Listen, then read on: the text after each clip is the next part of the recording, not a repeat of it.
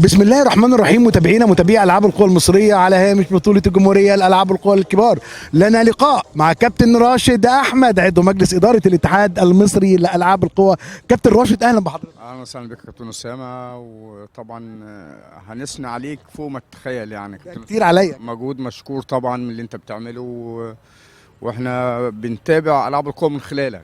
ده شهاده انا اعتز بيها. عذرا في اللقاء، انا اسف طبعا في اللقاء ده بصفه شخصيه من كابتن راشد عضو مجلس اداره الاتحاد المصري للالعاب القوى وجميع اعضاء المجلس وسياده العميد حاتم فوده. كابتن راشد، اليوم هو ختام منافسات موسم 2024. انا مش هقول احنا بنثني، احنا هنقول الجميع بيثني على حضراتكم باقامه جميع البطولات في شهر واحد، والضغط على حضراتكم علشان اتاحه الفرص للجميع وتكافؤ الفرص.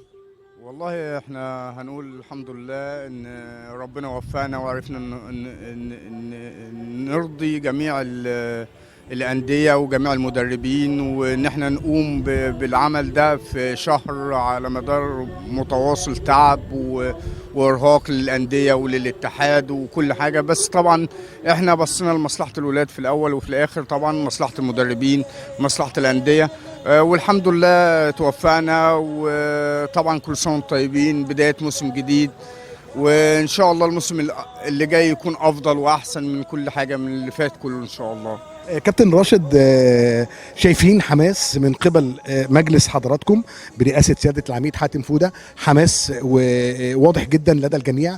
أحلامكم المرحلة المقبلة لألعاب القوى المصرية؟ والله أحلامنا إن ألعاب القوى تخش كل بيت.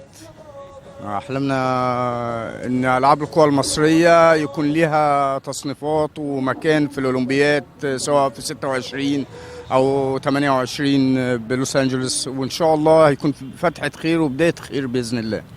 يا رب. كابتن راشد، متابعينا الكرام، كان معنا عضو مجلس اداره الاتحاد المصري لالعاب القوى كابتن راشد احمد. كل الشكر والتقدير. شكرا كابتن اسامه، وشكرا لطاقم العمل، وشكرا طبعا لمنطقه اسكندريه، شكرا للدكتور امين، شكرا للدكتوره داليا على المجهود اللي عملوه على مدار الشهور اللي فاتت، وعلى مدار الشهر بالاخص شهر 12 اللي احنا اتضغطنا فيه كلنا، واحنا عارفين هم عملوا ايه طبعا، واحنا ده مش غريب على اسكندريه ولا منطقه اسكندريه طبعا يعني. تحياتي لحضرتك. ربنا يخليك. شكرا لحضرتك.